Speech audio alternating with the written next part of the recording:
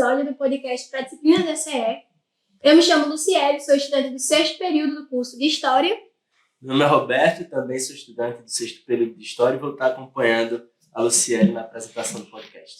Esse podcast ele está sendo disponibilizado no YouTube e ele conta com a colaboração da nossa equipe técnica, que é composta por Rubem, Alissane, Carla, Amanda, Gabriel, Miriam, Luciano e Jonas. E nós fazemos um agradecimento especial ao professor Danilo, que está cedendo o espaço do NEABI para que essa gravação possa acontecer. E hoje, no episódio de hoje, nós iremos bater um papo com o Jason Santos, que é estudante, rapper, integrante do INEG, um monte de coisa. Então, vou deixar o espaço para que você se apresente. Certo? Boa tarde, né? Bom dia e boa noite. Eu sou o Jason, né? Sou o Jason Santos.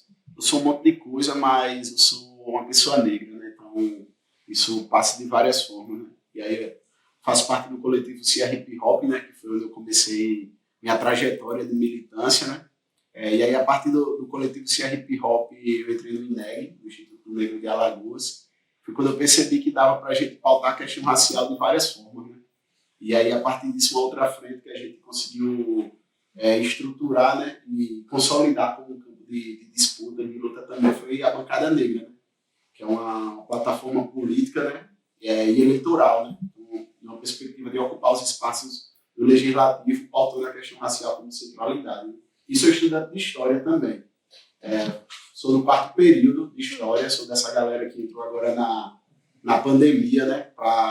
Teve que se ambientar com a universidade sem estar presente fisicamente e perder, né, muita coisa, né, que a universidade, que as experiências, né, da universidade traz. Eu sou estudante lá da Universidade Estadual de Alagoas, lá no campus de Arapiraca. Massa. Você falou que é estudante de História da UNEAL, né? Então você está fazendo licenciatura, certo? E eu queria saber com você sobre essa relação do professor que tem que estabelecer um local de debate na sala de aula a respeito do movimento negro. Eu vi que você fez algumas divulgações, algumas visitações na escola, e eu queria saber um pouquinho da importância do professor organizar esse debate e de como organizar esse debate na sala de aula. Então, acho que é meio que nadar contra a maré, assim, né? Porque o currículo não favorece, né, da gente pautar. Eu dei aula em escola particular aqui em Maceió quando eu fazia Ciências Sociais aqui na UFAL, né? Eu não concluí o curso, mas eu larguei antes de concluir, eu tive essa experiência em sala de aula e a dificuldade não era tanta porque na maioria das vezes escola particular de periferia os alunos são todos negros, né? Eu acho que a dificuldade é fazer essas pessoas se reconhecerem como pessoas negras, né? Porque é um processo assim, né? É um processo de construção dessa identidade. Eu só vim perceber que eu era uma pessoa negra a partir do hip hop, né?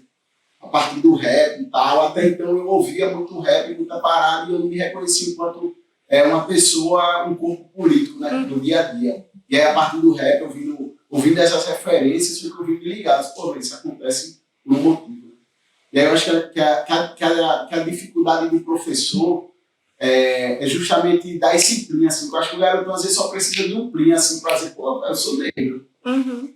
Isso acontece porque eu levo baculejo na rua porque eu sou negro, tá ligado? Não é todo mundo que acontece isso. E aí, como eu sempre tive essa minha relação com a área de humanas, né? E ter ido para as sociais e agora tá fazendo história. Então a questão não é de ensinar para a galera, tá ligado? É muito mais de absorver mesmo, de compartilhar a experiência em sala de aula. E aí eu acho que o Danilo deve viver uma experiência bem parecida aqui na UFAL, né? Porque eu acho que é isso, né, velho? Acaba se tornando muito mais uma troca que você dá com a realidade do outro, né? Enquanto aluno também, né? Lá na UNEAL eu vejo isso, né? Enquanto eu me coloco enquanto aluno olhando para o professor e digo, pô, velho, eu posso falar coisas aqui que vai despertar esse professor aí para pesquisar outras paradas, né, velho? Porque eu acho que a sala de aula é isso, né? A sala de aula é essa troca, né? Eu acho que até nós aqui, né, enquanto licenciados e, enfim, os professores, ou já professores, eu acho que é muito isso, né? Entender a sala de aula como um espaço de troca mesmo. Você falou uma coisa interessante, né? Você disse que se reconhece, se descobre, né? Começa a se chegar enquanto homem negro no hip hop. Né? E aí você menciona que passou um período aqui na UFAL. Que ano que você entrou aqui nas Ciências Sociais? 2013. Interessante, porque é o primeiro ano da lei de cotas, quando ela vai se efetivar, mas você está na universidade que já tem uma experiência de quase 8, 9 anos de cotas, né, com 20%. E eu tiro porque a universidade que eu entro é 2005. Ela é a mesma universidade, mas ela é muito diferente da que é 2013 e da que é hoje, né? E eu acho que é interessante porque a maioria desses processos de reconhecimento, né? De reconhecimento enquanto uma pessoa negra, né? Se dá de uma forma tardia. Assim, quer queira ou quer não, a gente passa por várias violências raciais na escola, desde o currículo, abordagens equivocadas sobre escravidão. Eu tinha um grande problema em Maceió porque eu estudei em escolas públicas e escolas privadas. A minha formação toda, passei por várias experiências escolares. E eu, uma época, estudei numa escola de alta elite de Maceió. Então, quando tinha o dia do folclore, quem era o neguinho do pastoreiro e o saci? Nossa. E quando tinha o novembro, quem era o zumbi? Né? Então, você não vai querer se reconhecer negro nesse processo de violências cotidianas. E aí eu queria que você comentasse um pouco, porque também a gente tem essa ideia de que a universidade é aberta, é plural, mas também a universidade carrega uma série de violências, né? Que vai desde o currículo, a gente bate muito nisso, né? Tipo, a grande ausência de autores indígenas, negras nas bibliografias, né? E a gente tem um currículo totalmente embranquecido, eurocentrado, e que termina, quer queira ou quer não, ciências sociais a licenciatura, história a licenciatura, né? E é justamente isso que o Jason fala, que a gente vai, basicamente, para a escola pública. E quando a gente vai para a escola pública, a gente vai ver alunos periféricos e pretos. Se você puder trazer um pouco a partir da tua experiência, né, sobre essas questões, acho que seria uma ideia interessante. Bicho, eu lembro quando eu entrei quando eu passei aqui, quando eu entrei na universidade, era uma coisa muito doida, velho, porque a primeira sensação era de não pertencimento, né? Porque, e é muito doido, porque quando eu entrei na UFAL, eu morava aqui no Vilagem Campestre, né? Eu morava aqui por trás da UFAL, eu nunca tinha entrado na UFAL, nunca tinha passado aqui nem para botar crédito na carteirinha. Que na maioria das vezes é a primeira experiência, né, de quem mora perto da UFAL, enfim, quem mora perto da UFAL hoje é uma outra realidade, né? As pessoas estudam aqui também, né? A lei de cotas permitiu isso também. E aí eu tive que primeiro estabelecer uma relação de pertencimento para entender que isso aqui era para mim, tá ligado? E quando eu chego nas sociais, mesmo sempre foi muito difícil perceber que isso aqui era uma parte para mim. E quando eu entro nas sociais foi uma graduação muito difícil, assim, porque foi uma dinâmica que não estava preparada para receber pessoas que não conviviam com essa realidade daqui, tá ligado? Então, chega a ter um momento que não tinha bolsa, então, tipo, ou você vai estudar ou você vai trampar, né? E aí, se você for trampar, você não vai ter tempo de acompanhar essa dinâmica. E aí, quando você chega, as discussões, elas são discussões muito abstratas, né? E foi muito isso. Eu lembro que tinha uma disciplina, uma eletiva de sociologia da periferia e não tinha nenhum autor negro, velho. E eu ficava tipo, porra, velho, Bourdieu estudou as periferias de Maceió. Queria ver Bourdieu dando um rolê no Jacintinho, tá ligado?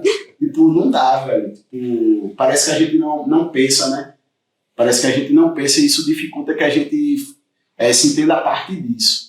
E aí eu acho que e aí cabe um balanço, né, do que representou a nossa presença dentro das universidades, você enquanto professor dentro da universidade, o que esses corpos contribuíram para uma outra perspectiva de universidade, porque a universidade é um espaço de disputa, né, velho? Eu acho que o grande plim, assim, para mim, da universidade foi entender que a universidade ela não é um espaço de manutenção de hegemonia, ela pode ser vista como um espaço de disputa também. E quando eu entro na universidade, primeiro que eu tenho, acho que eu tive 2 professores negros, assim, em 7 períodos que eu fiz aqui nas sociais, eu devo ter tido 2 professores negros, tá ligado?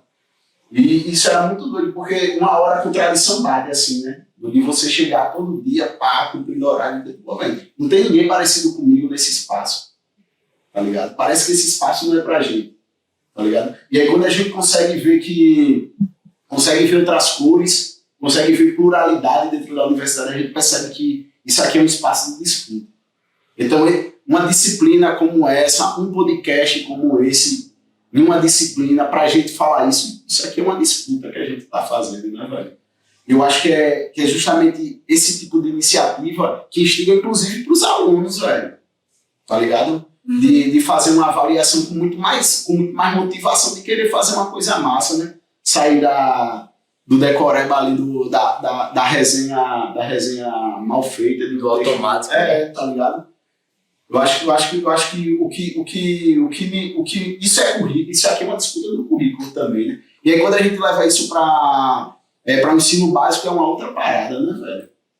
Então acho que o grande plim é a gente, né, nós alunos, conseguir ver nossa cara, né, nossa identidade sendo representada no currículo, velho. Eu falei de professor negro, mas se for pegar o autor negro dentro das ciências sociais, velho, porque são os clássicos, né? São os grandes clássicos, os que vêm da Europa, né? É os que vêm mastigados da Europa, e isso é muito doido, né? Isso é muito doido porque eu não tinha ouvido falar em teorias decoloniais. Em 7 períodos de ciências sociais você não ouviu falar disso, pô. Tá ligado? Você não tem ninguém que discuta isso, pô. Tá ligado? É um atraso, né? É um atraso, é um racismo epistemológico, né? Na verdade, não é atraso, é racismo. E aí eu acho que é isso, velho. Eu acho que os professores que vêm com outras propostas de disputar o currículo também, acho que isso só incentiva, assim, para os alunos, velho. Até da galera de fazer uma equipe, montar um podcast, mobilizar pessoas para estarem aqui, tá ligado? Isso eu acho que faz parte dessa disputa. Pô, eu acho que essa galera que chegou agora em 2019 tem muita sorte, né? E a professora Flávia, ela comentava numa aula há algumas semanas que, pô, na época dela, ela não ia ler Munanga, Said, ela não ia ler essa galera, né? E muito menos discutir essas questões decoloniais que a gente discutiu, acho que no 3º ou 4º período, com a professora Michele, né, na disciplina de indígena. Então, é muito interessante. Outra coisa que eu achei muito interessante na fala do professor, que é muito parecido com o relato que foi contado pela Ana Clara, no começo da semana, quando a gente estava gravando o primeiro episódio. Ela falava sobre essa solidão que ela tinha, né, ao estar estudando em uma escola de elite, né? Então ela era colocada assim meio de lado, se tinha alguma festa, a própria quadrilha, né, que ela citou, né, tal, que ninguém queria dançar com ela. Pesado, é muito pesado. Pô. E principalmente pelo curso, né? Ela escolheu direito numa privada. Então, ela era de fato a única ali, né? É realmente complicado. E assim, trabalhar essas questões na sala de aula de uma maneira que não seja isolada, né? Porque às vezes pode acontecer do aluno, dependendo da abordagem do professor, ele entender aquilo como um pedaço, né? Como uma disciplina à parte. E não inserir todas essas questões raciais nos outros conteúdos. Uma coisa que a gente viu com o professor Elias, quando a gente for ler uma biografia ou ler algum período histórico, a gente pensar, mas cadê os LGBTs aqui? Da mesma forma, cadê os negros aqui? Por que não está sendo falado sobre eles? Porque isso está sendo coberto, né?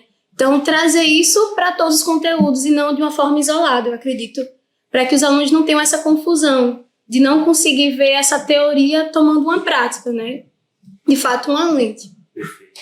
Eu acho que, aproveitando a oportunidade, eu gostaria de adentrar no assunto que eu sei que você conhece bem, política. E aí, eu gostaria de soltar um dado aqui sobre a eleição de 2020. Pela primeira vez, os candidatos negros passaram a ser o maior grupo de postulantes a cargos eletivos no país, desde que o TSE passou a coletar informações de raça em 2014. Ao todo, 276 mil candidatos pretos ou pardos se registraram para concorrer no pleito, o equivalente a 49,9%.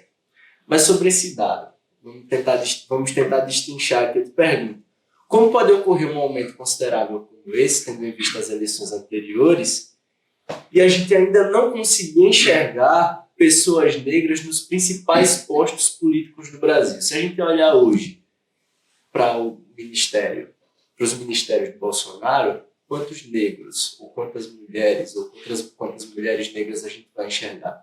nesses ministérios. A mesma coisa do Michel Temer, que deu uma confusão danada quando ocorreu o golpe, né, e ele acabou escolhendo os ministros e não tinha nenhuma mulher, não tinha nenhum negro e tudo mais. Então, por que a gente não consegue enxergar ainda hoje essas pessoas nos principais postos políticos do país? Bicho, eu acho que são duas coisas, assim. A primeira, em relação aos ministérios, é que do Michel Temer e do Bolsonaro, cara, não pode esperar muita coisa. Pois é. Não tem nenhuma surpresa, assim, nisso. Até por ministério ser cargo de confiança e tal, então essas pessoas não confiam em negro, né? O Bolsonaro até tem, né, o Sérgio Camargo lá na Fundação Palmares, né, e tal, mas que tá lá cumprindo um papel político ideológico também que não é o nosso, né? Uhum. E aí é uma coisa, né, assim, essas pessoas não confiam em pessoas negras, ponto, assim. No ministério, e aí passa por uma outra discussão, né, passa por a discussão da nossa presença nesses espaços de disputa, e não só nisso, né, para a gente pensar, por exemplo, na Assembleia Legislativa dela, esse dado que você trouxe aí de 2020, né? Isso. Então, se a gente for pegar aí na Câmara de Vereadores de Maceió, por exemplo, quantas pessoas negras tem ali, tá ligado? A gente está disputando, nós disputamos, né, em 2020 aqui a bancada negra. E assim, foi nós participamos de duas disputas. Em 2018 a gente participou da disputa para deputado estadual, e aí a gente pode pegar quantas pessoas negras tem na Assembleia Legislativa, que eu acho que não tem nenhuma. Eu acho que não tem nenhuma, né? Vereador eu sei que tem, mas deputado estadual eu acredito que não tenha. Mas quantas pessoas foram eleitas nessa eleição de 2020? Então, a nível local, a gente, no geral, não consegue eleger, principalmente se for pessoas negras progressistas. Uhum. Porque aí é uma outra característica de Maceió, né? Uma capital extremamente conservadora. Então, para a gente é muito mais difícil. E mesmo assim, é um balanço positivo que a gente apresenta, né? Porque mesmo sendo muito mais difícil uma pessoa negra ser eleita em Maceió, e se for uma pessoa negra progressista é ainda mais difícil, a gente sai com um balanço de ter sido a candidatura coletiva mais votada da capital. Então, isso é um balanço positivo dessa construção, né? Do que representa e da forma também, de com quem a gente tem conversado.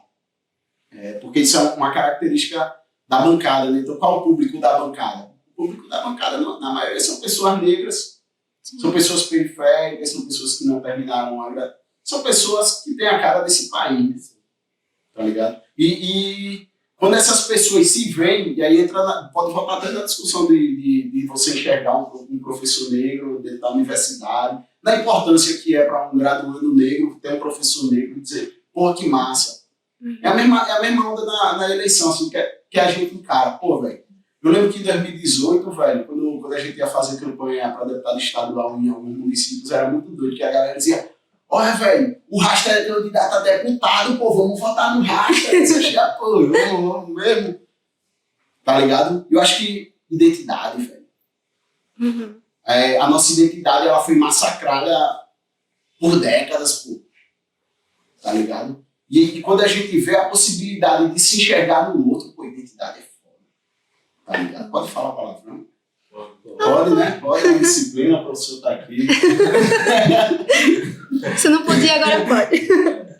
Porque é isso, tá ligado? E eu acho que esse aumento da disputa de pessoas negras disputando, isso é esse reconhecimento das pessoas entenderem esse corpo político, entenderem os espaços institucionais como espaços de disputa também.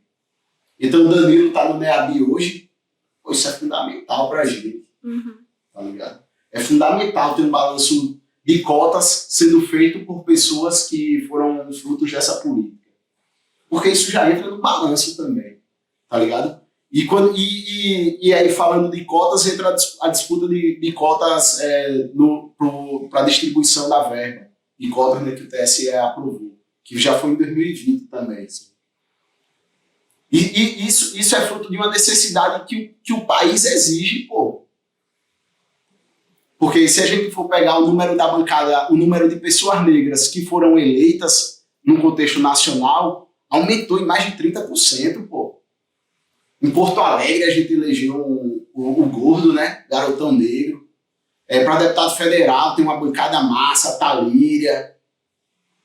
Tá ligado? Então, e a gente percebe que quando pessoas negras elas são eleitas, elas qualificam o debate também. Uhum. Não é só o corpo negro que foi eleito, mas um corpo negro que entende esse corpo negro como um corpo político, ele qualifica o debate também. Porque trazem questões para a discussão que sempre foram marginalizadas já no debate. Tá ligado? Então acho que isso é um dado muito massa e é um dado que reforça a necessidade da gente disputar esses espaços, disputar eleições, seja eleição para deputado federal, para estadual, para governador, que aí a gente já entra numa discussão que nem tem, né, candidaturas e tal, seja para conselheiro tutelar de bairro, tá ligado? Mas que a gente ocupe esses espaços porque o nosso corpo é político, pô. Onde o nosso corpo chega, ele movimenta, a gente pauta, tá ligado? Eu tenho uma questão nesse ponto que eu acho que é interessante. Se tratou da lei de cotas e a gente está falando do aumento de candidaturas negras, né? Aí eu tenho percebido o seguinte: dos avanços da política de cotas nas universidades públicas, as federais no caso, é o início das comissões de heteroidentificação. Que a gente vai ter muita gente que vai entrar fraudando a política. Ou também tem uma equivocada percepção, né? Sim. Da sua identidade racial. Sim. Aí eu já vou para essa ideia do ser pardo no Brasil. Então muita gente se declara pardo e acha que é, mas não é sujeita de direito de uma política afirmativa como é da política de cotas. De 2018 para 2019 a gente tem um avanço que é a criação das comissões de heteroidentificação, que é uma banca composta por pessoas de diferentes identidades raciais, de gênero, de dentro e de fora do estado, que compõem uma comissão e defere ou indefere a autodeclaração do candidato, sendo que afinal o candidato não perde a vaga. Se ele não é lido como uma pessoa negra, ele vai para ampla concorrência, né? Não tem essa questão punitiva, você fraudou, então você vai perder. Até porque a gente tem alunos que entram ali com 16, 17 anos. Cobrar a identidade racial dessa galera, talvez, né? Exatamente. Mas eu queria ir para um aspecto interessante. O que teve de ter um professor na Federal de Ouro Preto, da UFOP, o professor Adilson, que até participou da comissão aqui inicial para formar, né? Ele tem um texto muito bom, né? Que ele fala que no Brasil é muito pardo é gato, né? E aí a gente consegue perceber que nessa última eleição, o que teve de gato se declarando pardo, né, então, aumentou, né? Tipo, aí você vai ver e essa legislação ela não vem acompanhada de comissões de heteroidentificação. Então, muitos partidos têm gente que se autodeclara negra e quando você vai olhar... né? E é curioso também, porque o branco querendo se tornar preto, né? É curioso isso também. Quando é que a gente viu isso no Brasil? É meio complicado, né? Que é o que o Gabriel Munanga falou. A gente nunca pensou que tinha que fazer isso, né? Porque a gente nunca imaginou que o branco... Justo. As mesmas pessoas que... dentro dessa questão da formação, da bancada, eu queria que você falasse um pouquinho como foi esses bastidores, antes de fato, iniciar a campanha. Porque existe todo esse processo, né, de identificação como negro, e principalmente nessa chapa, né, nessa bancada, que é uma bancada negra. Então eu queria que você falasse um pouquinho sobre como foi a elaboração disso e quais os objetivos que vocês tinham, visto todas as dificuldades que tem no movimento negro em Alagoas. Então, velho, a bancada, ela surge em 2018, né? Não enquanto bancada, mas eu acho que o nosso início, assim, de começar... Em 2018 a gente vê a urgência de disputar as eleições a partir da questão racial como centralidade. E aí, na verdade, não foi uma decisão minha, né? Não foi uma escolha minha. Foi uma tarefa que eu aceitei só, né? Eu não queria, né? Em 2018 eu não queria ser candidato, não. A única exigência que eu fiz foi em relação ao partido, né? Em 2018 eu estava vindo do rompimento, né, nacional lá do PSTU e tal, estava sem partido. E a única exigência foi que eu aceitaria, mas só sairia se fosse pelo PSOL. Uhum. E aí, em 2018, é onde surge o Haddad contra o Bolsonaro, né? A grande questão. E aí, quando a gente sai em 2018, a gente sai com a necessidade de, sobretudo, a grande tarefa era de que forma a gente ia pautar a questão com os movimentos. A nossa tarefa em 2018 era de fazer uma discussão com as organizações do movimento negro, dos movimentos culturais, dos movimentos periféricos. Esse era o nosso público, porque a gente queria construir uma identidade forte de uma força que pudesse ganhar uma possibilidade real de ganhar uma eleição aqui em Alagoas. E aí a gente sai para deputado estadual, com um balanço muito positivo, porque a gente foi massacrado assim, de várias formas dentro do PSOL. A gente teve muita dificuldade com debate interno dentro do partido, de estrutura mesmo, de condições físicas, objetivas, materiais para poder tocar uma candidatura, porque foi experiência nova para todo mundo, né? Uhum. Assim, eu caí assim de paraquedas na parada e fui, né? Junto com a galera. E quando a gente sai da candidatura, mesmo com todos os problemas, a gente sai com 1.700 votos. Bastante. Deputado estadual, assim, foi quando eu estava saindo da UFAL, né? Eu saí da UFAL nesse contexto. Eu saí da UFAL para fazer campanha, né? E nunca mais voltei. Saí para fazer campanha e nunca mais voltei. E também nunca mais parei de fazer campanha, né?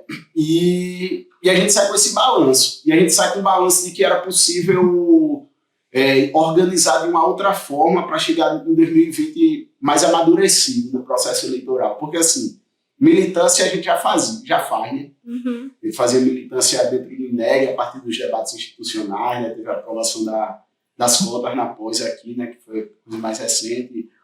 O INEG, acho que o INEG foi uma grande escola, assim, para mim. Acho que o INEG deu um giro, assim, na minha perspectiva de militância, né? Porque o INEG é muito esse debate com as instituições, né? E quem é criado de partido de esquerda não gosta, né, de fazer debate com instituições. É pau no gato, né? E aí a gente vem nessa perspectiva de consolidar. A gente achou que em 2018 a gente conseguiu construir uma plataforma. Uhum. Em 2020 a gente tinha que consolidar de forma real.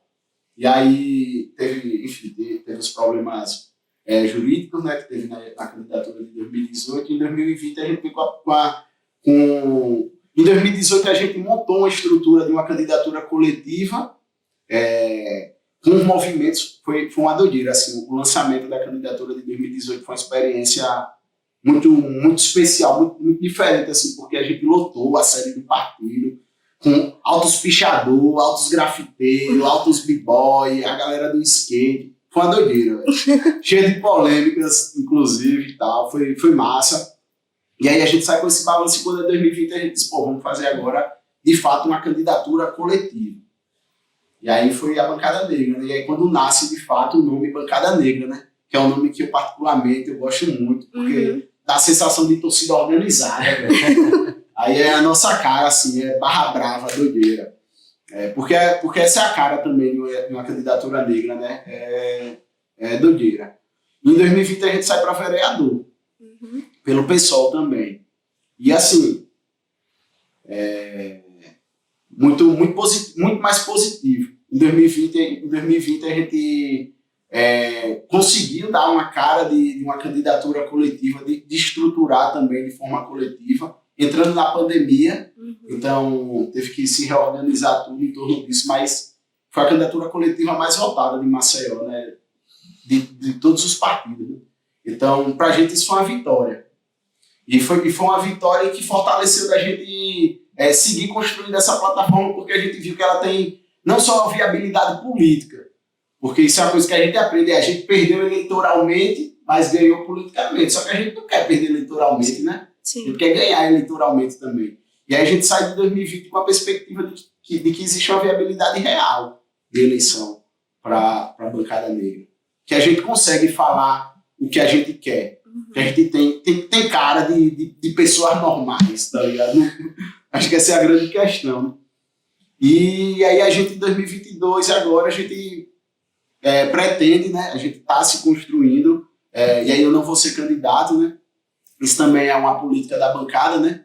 Que a bancada a gente entende que como a nossa ideia é construir uma plataforma coletiva para a questão racial, então a gente tem que fugir, tem que tentar não trabalhar sobre a prisma do personalismo político, né? Então, a nossa ideia é que a gente também forme quadros negros de esquerda. Essa é a nossa questão, né? E aí a gente vai, em 2022, vai sair para deputado federal aqui em Alagoas. E aí a gente está construindo, faz parte da coordenação, né, da bancada, e eu acho que a gente tem uma condição política muito boa, assim. Eu acho que a gente consegue reunir militantes, intelectuais, o próprio Danilo, né, foi um dos caras que eu encontrei durante essa trajetória, né, entre 2018 e até aqui. Foram pessoas que foram aparecendo de vários espaços, dentro da universidade, vários professores, fora da universidade também. Acho que as pessoas querem fazer política, né? Eu acho que a bancada negra acaba sendo esse grande guarda-chuva político. Assim. Só me diz uma coisa, o que tu acha que faltou nas últimas 2 eleições para vocês conseguirem se eleger? Importância, né? Quais as principais necessidades assim da bancada hoje? Bicho, eu acho que a primeira coisa é que não tem ninguém profissional nisso. A gente não tem político profissional, tá ligado? São várias pessoas normais que trabalham todos os dias, que precisam arrumar tempo para fazer uma campanha, tá ligado? Tipo, em 2018, as pessoas que fizeram campanha com a gente não receberam nem para isso. Galera que acompanhava, fazia rede social, acompanhava a agenda para tirar foto, não sei o que, a gente não tinha dinheiro nem para passagem. A gente cancelava a agenda porque não tinha dinheiro para passagem, tá ligado? Então falta... Isso não é do nada, né? Em 2018 a gente foi vítima direta do racismo institucional, assim, do pessoal, tá ligado? Então a gente entende que não é por nada, e mesmo assim a gente foi o segundo mais votado do pessoal, tá ligado? Então a gente... Falta condições objetivas para a disputa, materiais, pra gente conseguir se dedicar a isso, tá ligado? Exclusivamente a isso, né? Perfeito. Deixa eu fazer uma pergunta para os dois agora, rapidamente, e já passo para a Luciene. O que representou a eleição do presidente Jair Bolsonaro para vocês? Começando pelo professor. E aí eu peço para que o senhor já se apresente, né? Porque o senhor não se apresentou ainda. É verdade. Eu sou essa voz meia rouca da Peguei Chuva, foi por conta do São João aí, né? Justificado. Eu sou o Danilo, né? Sou professor aqui do curso de História do Instituto de Ciências Humanas, Comunicação e Artes, o IXICA, né? E atualmente eu estou na coordenação do Núcleo de Estudos Afro-Brasileiros e Indígenas da UFAL. Mês que vem a gente está completando aí 42 anos de existência, né? Que é justamente essa resistência interna à instituição, né? Aqui ao lado a gente vê um pouco da história, né? Então começou ontem, né? Então para a gente poder avançar, a gente tem uma galera ali que lutou antes da gente. Né? Se a galera puder dar uma filmada, né, pra gente mostrar depois, ia ser massa, né? Botar na edição. Eu posso também, a gente pode ter digitalizado algumas coisas, dá para passar. A eleição, ela de 2018, eu comentei com algumas pessoas próximas, tá? Eu acho que a gente vai levar uma lapada grande. O pessoal achava absurdo isso em fevereiro, em março de 2018. Por que você está falando? Subestima. Por que você está falando? Porque eu dou aula faz 8 anos numa escola de periferia em Guarulhos, São Paulo, na rede estadual, dava aula.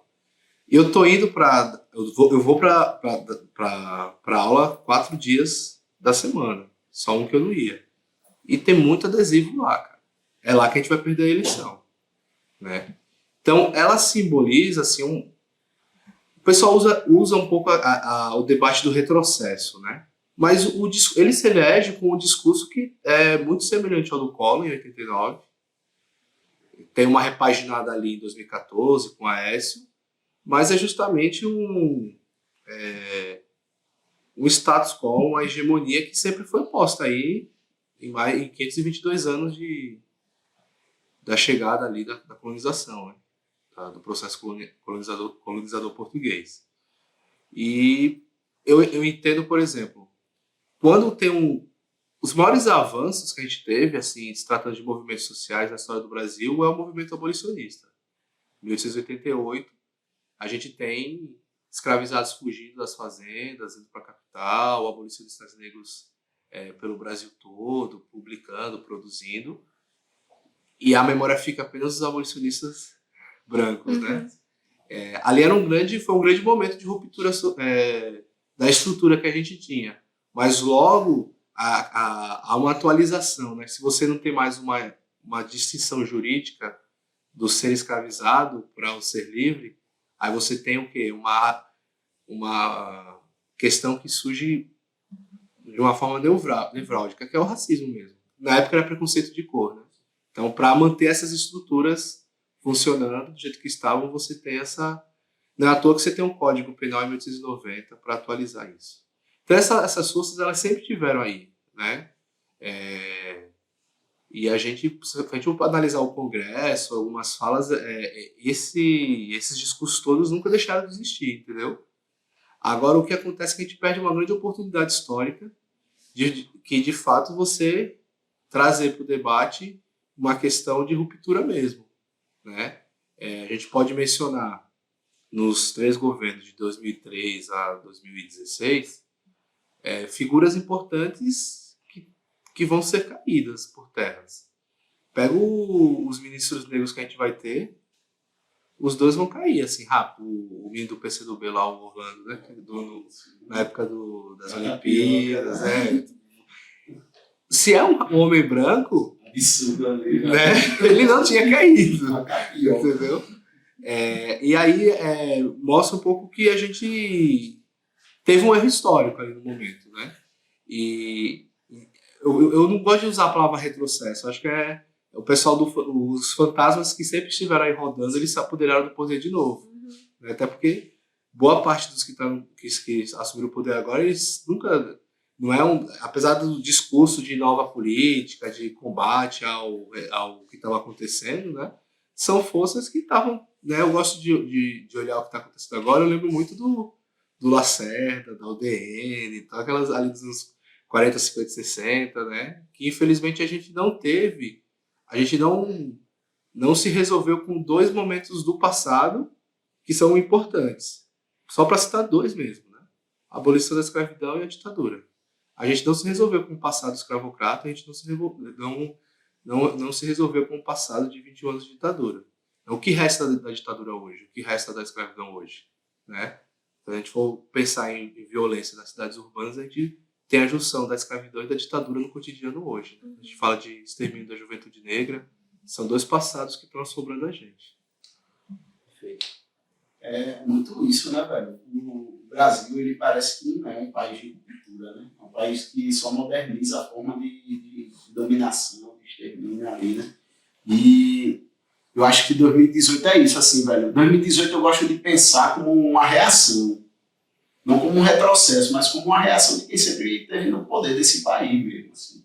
De rebaixar o debate também, porque aí 2018 chega com essa urgência, né, de novas questões que estão vindo, né? Então as pessoas negras, elas começam a se movimentar nesse país, e aí como um resultado também, né, de alguns governos progressistas, né, de centro-esquerda ali, né, que, enfim, de várias contradições, né? E aí essa queda dos ministros é uma grande contradição do governo, junto com o debate de drogas dentro do governo, né, a lei de drogas que o governo estabelece. Então, um governo extremamente contraditório, mas que também possibilitou que pessoas negras ocupassem outros espaços, tivessem outros acessos, novas discussões que foram colocadas também, né? Então, a questão da identidade, do empoderamento estava muito, muito massiva, né, em 2018. E aí é uma reação, né?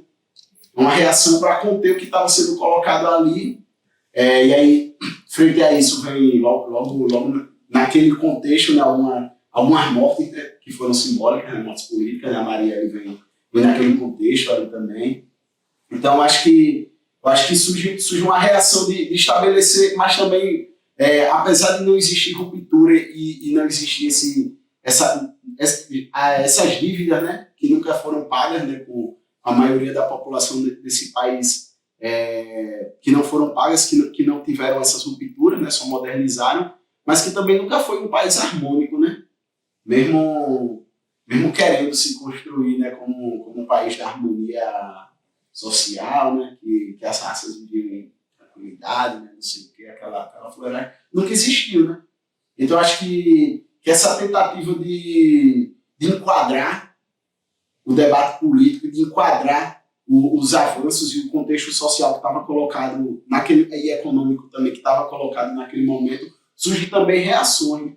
Então, foi de 2018 para cá, esses 4 anos foram altamente turbulentos, e não só pela pandemia, mas pelo que foi colocado e que não cabe mais. Por isso, e aí eu acho que 2018 foi o ano dessa reação, né? dessa hegemonia no país, e 2022 eu acho que é o ano do tensionamento com essa reação. Tá ligado? E aí eu estou falando de um tensionamento não só eleitoral e não só político. Acho que 2022 não é só derrotar o que foi em 2018. Acho que a gente não vai derrotar isso agora. Tá ligado? Acho que é ganhar a eleição de 2022 e ganhar na rua. Tá ligado? E aí é ganhar no tapa, se for preciso. Tá ligado? Eu acho que o que foi colocado em 2022 foi a tentativa de um resgate, né? De um resgate do que sempre teve presente dentro do país e dentro das instituições também, tanto que o Bolsonaro ele é deputado há quanto tempo? 28 anos. 28 anos. É uns 30, 32. Então é uma força que sempre existiu, né? O bolsonarismo ele sempre existiu, né? Só que eu acho que em 2018, quando ele consegue assumir o debate público, acho que é isso, né? O bolsonarismo ele pauta o debate público, né? Em 2018 ele já pautava, e aí pautar o debate público não quer dizer necessariamente qualificar o debate público, pelo contrário, né? Eles esvaziam o debate político, e o esvaziamento do debate político é o que pauta o debate público, né? Então são várias cortinas de fumaça. São várias cortinas de fumaça que institucionalizam, né? O genocídio, que institucionalizam a criminalização do corpo negro, que arma a população. O que é mais simbólico que isso, né, velho? Os autos de morte, né? Se eu puder atirar pelas costas, aí tá tudo certo. O que é mais bizarro é que o Bolsonaro ele começa a aparecer para a população, principalmente nas redes sociais, depois daquela citação bizarra que ele faz, né, no processo de impeachment da presidente, quando ele cita o Ustra, né? Então a galera começa a falar muito sobre ele. Eu lembro que em 2016 eu estava terminando o ensino médio, né, e eu lembro que um rapaz na sala começou a apontar em uma discussão para as meninas e falar que elas eram apenas depósitos de esperma, sabe? Já citava muito a figura do então presidente, infelizmente. Né? Então, é uma figura que começa a aparecer por conta desse discurso de ódio mesmo, de violência, que a galera não citou, sabe? Tem uns que não se arrependeram e que nem vão se arrepender. O que fizeram com a Dilma, né? Pois é. O que fizeram com a Dilma. Foi isso, né? É complicado. Você falou sobre trazer esse combate na rua, né, e não só nos palanques, não só nessa parte mais pública, mas eu queria que você falasse um pouquinho, que não tem como não associar ao que você já faz, né, que é um projeto perfeito, que é o do hip hop, né, uma companhia. Eu queria que você explicasse como é, e você fazia um podcast muito interessante. Eu gostei muito. Nem lembrava. Ficou parado lá. Eu fui olhar, não tem episódio novo. Pesquisa. Não, mas é sério, muito legal. São 5, né, episódios. Tem um que eu achei muito interessante, que fala sobre essa relação das manifestações culturais com as facções. Muito legal, muito interessante trazer isso. Então eu queria que você falasse um pouquinho dessa luta política nas expressões artísticas, né? Trazer isso para a rua dessa maneira. Quando eu falei aqui, né, que eu me reconheço como pessoa negra a partir do rap, né? E quando eu consigo perceber isso, eu percebo que o rap, que o hip hop, ele é um instrumento de combate, né, ao racismo, um instrumento de organização da população negra, né? Um instrumento do movimento negro, né? Acho que é o Silvio Almeida, né, que fala isso no Roda Viva. Não, o hip hop é mais um braço do movimento negro. E assim, é isso, tá ligado? É isso, porque o debate racial, ele chega de várias formas, tá ligado? Ele chega de várias formas, e pra mim ele chegou numa letra de rap, tá ligado? E eu sei que para vários garotão igual a mim, chegava dessa forma também e até hoje chega. Então, tipo, por exemplo, aí, se a gente for pegar as batalhas de freestyle, por exemplo, que tem quase todos os bairros de Maceió. Pô, o que é uma batalha de freestyle? O que é uma roda de freestyle, pô? Tá ligado? A roda de freestyle é uma roda de capoeira, pô. Tá ligado? A batalha de freestyle é o quê? É um grande quilombo urbano dentro dessa cidade. É um monte de pretinho se juntando na orla da Ponta Verde pra fazer rap. Com um monte de turista passando ali. Que é isso? É coisa dos caras fazendo rap. Tá ligado? Então, pra mim, o rap chega dessa forma, né? Chega como um instrumento político. E é dessa forma que eu encaro, assim, e que quando eu me percebo enquanto pessoa negra, a coletividade também, para mim, sempre fez muito mais sentido, né? E aí as posses, os coletivos aqui não só em Alagoas, né? As posses no Brasil, né? É muito isso, né? Esses locais de organização da juventude negra, que está discutindo rap, e o que é rap se não é político? Pessoas negras juntas já é uma coisa política, né? Uhum. Então o rap é isso e a posse é isso, né? A posse é quando a gente consegue organizar essas pessoas em torno da construção disso, tá ligado? E aí o hip hop ele chega para mim e diz que quando eu me percebo nesse lugar, para mim faz muito mais sentido o evento na rua. Porque para mim faz sentido, e aí eu começo a perceber que quando a gente liga um som no meio da rua, e aí a gente faz na rua porque não tem praça, mas que quando a gente faz no meio da rua, não é só um show de rap. Porque se fosse só um show de rap que não representasse nada, o Estado não mandava a polícia lá para acabar com aquele som. Uhum. Então aquilo ali é uma manifestação política. Tá ligado? Então, então fazer rap é fazer política. E aí quando eu percebo isso, eu digo, então a gente pode fazer isso de várias formas. Mano. E aí a gente fez sarau. A gente fazia sarau mensal. Todo no sábado do mês a gente fazia sarau lá no pé da grota do Cleto, que a nossa sede era ali, depois foi pro Village e tal. E a gente fez cine periferia. Tá ligado? E a gente começou a fazer biblioteca comunitária. E aí a gente começou a visitar a escola. Uhum. Levando rap, fazendo política. E aí na pandemia surge a quarentena marginal. Eu nem lembrava, velho, do podcast. Foi uma experiência, assim, né, de que a gente não podia ir pra rua, né, por conta da pandemia, né, que a gente ainda tá, e a gente queria fazer política. Disse, vamos fazer podcast e tal. E a gente fez uma experiência massa, assim, tem o Guilherme Leão, tem uma galera do Wilson, Negrão. Esse aí que você falou é com o Sérgio, né, que é o doutorado ele fala dele sobre a tese. facções e tal, uma discussão massa, assim, tem algumas coisas eu queria continuar, velho, foi uma experiência massa, assim. A gente conhece muitas pessoas também, troca muita ideia. É muito legal, até pra gente, assim, como a gente tá falando também de sala de aula, né, é interessante, já que a gente às vezes não pode levá-los, até pelo pouco tempo de aula, mas passar, por exemplo, veja esse podcast. É interessante, é uma discussão que eu acho importante para ter em sala de aula. Sobre a música, eu conheci uma menina muito talentosa do rap, acho que até no período de campanha 2020, Alice Goretti. Não sei se você... Pô, velho, a Alice Goretti gravou o nosso jingle em 2020. Pô, que massa, eu não sabia, sério, eu não sabia. Curiosidades. Foi ela, a voz é dela. Massa, é legal demais. Há uma coisa que eu acho, assim que eu te vi aqui, eu te perguntei logo sobre essa camisa do Madureira aí. Tem alguma história por trás? Como é que tu... camisa de 50 anos, né, da Revolução Cubana. Oh, muito massa, velho. Só isso. Fiquei babando, velho. Fiquei babando pra essa camisa. Comunista. Mas fala sobre um assunto um pouquinho mais complicado. Eu tava vendo teu Instagram, né, ontem e tal, mas eu já tinha visto esse vídeo há alguns meses. Acho que foi em março que você participou de uma audiência pública lá na Câmara sobre o genocídio da juventude negra. E aí eu lembro muito bem também da tua fala lá na roda de conversa sobre masculinidades na Bienal do Livro 2019. E foi um discurso assim bem parecido, que falava também sobre essas questões de violência. E esse discurso ele me pegou muito assim na emoção, porque são relatos, inclusive, que você coloca no seu discurso, que acabam vindo, né, e acabam fazendo a gente lembrar de algumas questões que aconteceram na nossa vida, né? Inclusive, a gente está em 2022, né? Há 6 anos eu perdi um amigo muito, muito querido por conta da questão da violência, né? Um amigo que, poxa, acho que desde os 4, 5 anos era praticamente um irmão, e acabou enveredando por alguns caminhos complicados e acabou sendo assassinado num período de muita violência, período de 2016, quando você sabe quem era secretário de segurança aqui do estado, né? Então, foi um discurso assim, que me pegou muito na emoção, porque, pô, tu chega no minuto 7 e fala assim, pô, a gente só quer estar vivo.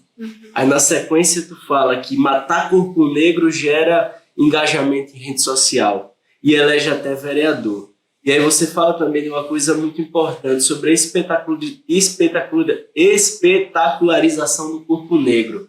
E a gente vê muito isso, né, nos plantões de polícia hoje, a dor, a tristeza das famílias e tudo mais. Eu queria saber o porquê que ocorre essa naturalização da morte do corpo. De olhar para, passar assim na rua, ver um corpo negro, sabe, coberto com aquele lençol, né, que a gente sempre, infelizmente, costuma ver nas ruas quando a gente passa. E eu vi isso durante muito tempo no meu bairro. As coisas melhoraram um pouco, mas eu queria saber o porquê que ocorre isso. Por que ocorre essa naturalização? São os corpos descartáveis, né, velho?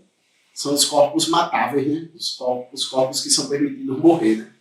E aí é muito doido, velho, porque eu lembro, assim, quando eu era menor, que podia, né, transmitir na TV os corpos crivados de bala, né, com o sangue descendo. Eu cresci com as imagens de programas policiais na minha cabeça. Na hora do almoço. Na hora do almoço. Muito simbólico você na hora do almoço, né? Na hora que todo mundo para assistir TV, né? Então, porque é isso, né, velho? E o resultado disso é grande parte desses apresentadores irem para a política, se tornarem deputados. Em São Paulo, o bicho ia sair para senador, né? Ele disse que não ia mais. Então, tipo, são essas figuras que... É por isso que existe a espetacularização, né? Em Maceió, a gente tem vereador que foi eleito porque ficou famoso por causa de chacina, pô. O cara ficou famoso porque matou 15 pessoas dentro de uma casa, pô. O cara é delegado, pô.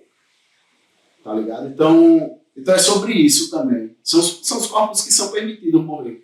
E aí, quando você traz o lance da roda de conversa lá da Bienal, é muito doido assim, porque na roda de conversa da Bienal era sobre masculinidades, velho. Quando eu recebi aquele convite, eu disse não. Foi o Elias que me convidou. E aí eu disse não. Elias, por quê? Eu disse, bicho, eu não sei falar sobre masculinidades, velho. Só sobre genocídio eu falo. Eu não sei. Aí depois eu vim me ligar e disse, porra, velho, eu só sei falar sobre morte. Tipo, eu não sei falar sobre estar vivo, sobre como viver afeta a nossa saúde mental, de como a subjetividade de um jovem negro é construída a partir do racismo. Tipo, porra, eu nunca pensei nisso, velho. Eu disse, não, velho, eu vou fazer um esforço aqui e tal, talvez eu não contribua muito na discussão, porque, enfim. Porque é isso, velho. Até no debate político a gente naturaliza morrer. O perigo da história única da Chimamanda Ngozi, né? Sempre falar sobre a história do negro como uma história de aprisionamento, né, de tristeza, de dor. E é isso, né, velho? Por isso que a nossa morte vende, nossa morte gera engajamento, gera like, tá ligado? Acho que podemos encerrar, não é? Acho que a gente pode partir já para as considerações finais. Acho que a primeira coisa que a gente precisa fazer é agradecer, né? Muito. Agradecer pelo professor ter garantido espaço, né, Bia? Acho que em Maceió são poucos os espaços que a gente poderia, né, fazer essa conversa, esse diálogo aqui também. Acho que é muito importante que a gente faça aqui, eu e a Bia. E agradecer, claro, a galera que Tá nos bastidores. tá nos bastidores, o Gabriel também, que aí no fundo. tá molhado na chuva. O Gabriel que também garantiu também a presença dos convidados, ajudou nesse diálogo inicial, né, e tal, liderou o processo. Ao Jason, que participou hoje, conversa muito da hora, muito legal. E acho que a gente também precisa agradecer a Ana Clara, né, que veio aqui, primeira convidada, discussão, um diálogo assim, interessante. Se complementam, né? Que se complementam. E, pô, a gente fazer 2 episódios somente e ter 2 pessoas do nível de vocês. A gente olhando no currículo, minha gente. É um grande privilégio. Então a gente deixa essa última fala, depois a Luciane termina, né? Que ela é a apresentadora de hoje. Depois de vocês, ela pode partir dessas considerações. Dizer que vocês estavam nervosos no começo, mas conduziram muito bem, né, a conversa. Estava lembrando que lá na nossa rede dos historiadores negros, né, e negras, a gente tem uma série de nossas histórias que sai toda quarta-feira, que é o texto no site e o vídeo. E quem grava o vídeo é o Dom Filó. E eu fui gravar, quando eu vi o Dom Filó olhando pra mim, eu paralisei uns 30 minutos, né? Então, vocês estão... A gente tá assim também. Vocês estão de parabéns. E dizer que, assim, teve Ana, teve Jason, mas a gente tem material humano vivo, né? Pô, vivo. Para umas temporadas aí. Então, tanto a juventude como a velha guarda tá viva aí. Sim. E tem muita história para contar e propostas para pontuar para a erradicação do racismo, né, no Brasil. Só tem democracia quando a gente acabar com o racismo. E eu acho que espaços como esse é para isso mesmo, para a gente pensar propostas também. Obrigado. Perfeito. Eu agradeço, né? Já agradeceram, mas eu agradeço mais uma vez por ceder, né, o espaço, novamente, e pela conversa que a gente teve.